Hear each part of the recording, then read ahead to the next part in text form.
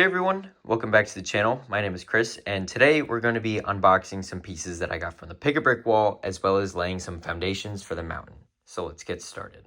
Okay, so this box here, we're going to unbox the pieces first and then go start working on the mountain, because actually I need the pieces in here in order to do that.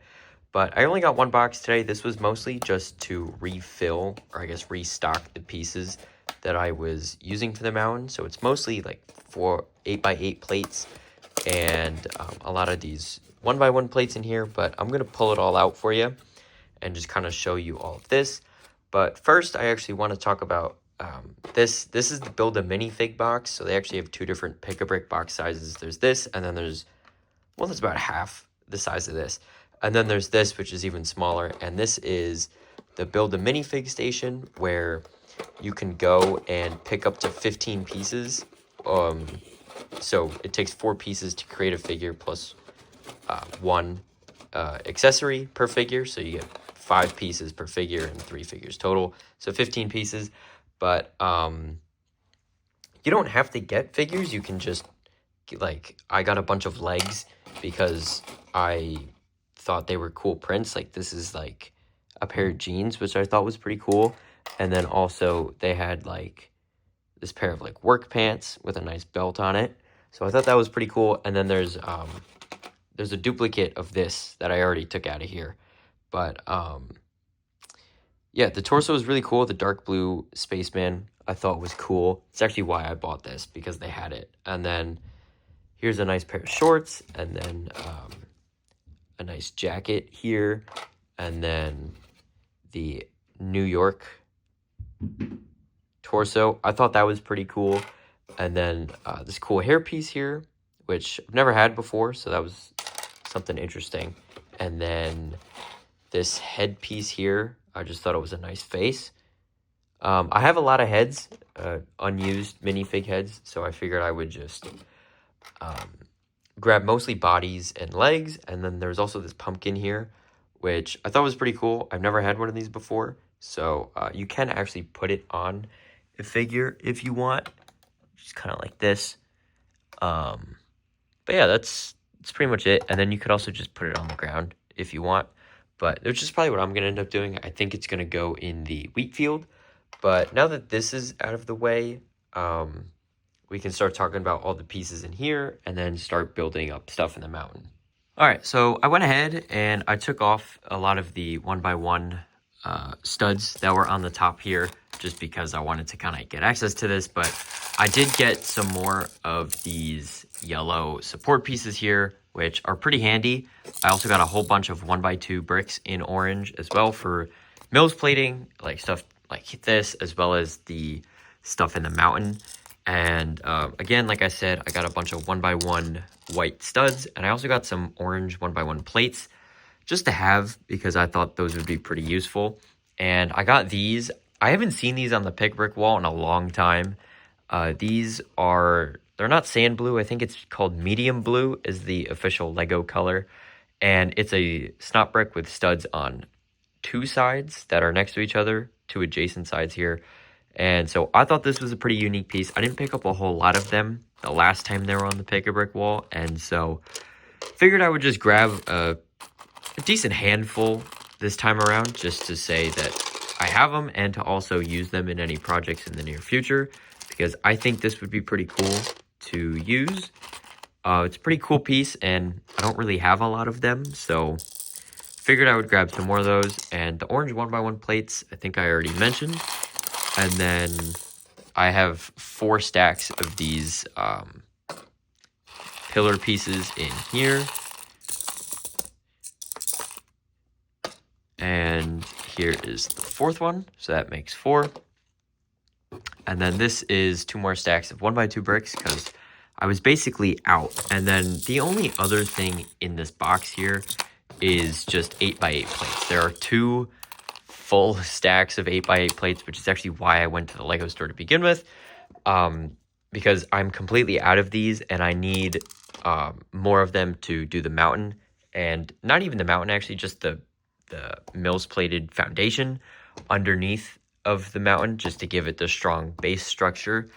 And so I got way more than I actually need because I am going to plan on using these to build up the top layer of it. So the top portion of the mountain, that top section, actually has a strong base to sit on.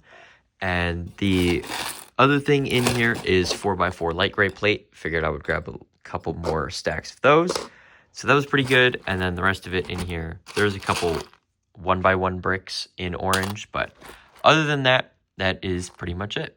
All right, so with some of the pieces that I got today, as well as some of the 2x2 bricks that I had gotten last time, I'm going to finish MILS plating this base plate here, and I'm going to do this section over here as well. I don't know how this corner is going to go with the tunnel. I'm probably just going to remove everything here, honestly, and I'm also not entirely sure how this part is going to go over here as well. I'm going to need to bring over the Orient Express and just make sure that this doesn't hit anything. I think it'll be fine though, because this isn't too terribly tall. So I think it'll be fine, but just in case, I'm going to bring that over and make sure everything is good.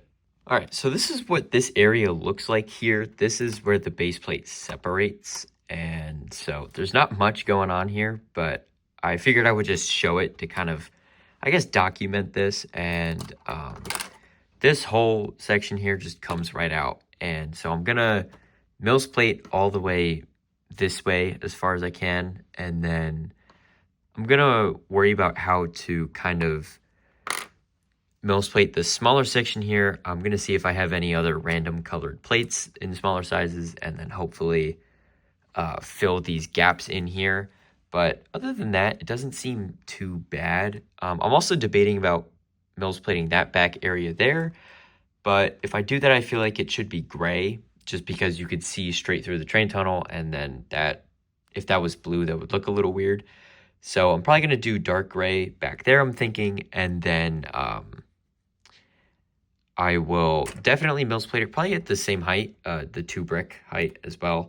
So that'll all be consistent, and then I'll just put a pillar or 2 back there, and then I'll build up the rock work as normal, or I guess normal in relation to this right here. And then, but before I do any of that, I do need to figure out the train tunnel.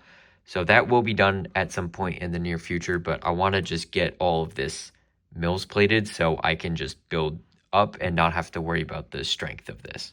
Okay, so in order to fill in this gap a little bit better, I'm going ahead and I'm adding in these 6x6 wedge plates here.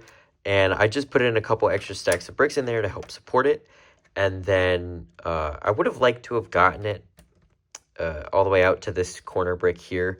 But I'm probably just going to end up removing that and putting a couple 1x1s in there.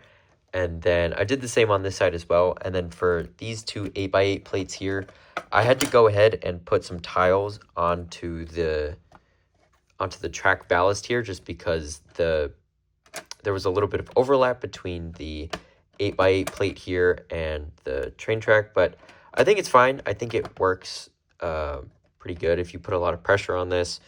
Doesn't seem like it's going anywhere, so that's good. And then this whole area is pretty much done now.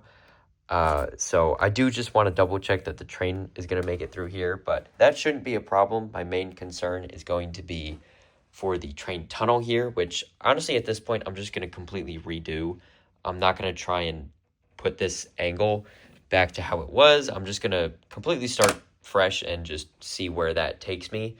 I will be MILS plating this corner over here momentarily, so I do need to just grab some dark gray plate for that, because like I said, you're going to be able to see into this. So if I take a step back, like, you're just going to see straight into the tunnel there, and you're going to see those plates. So I want them to look good, and so I'm going to make them dark gray.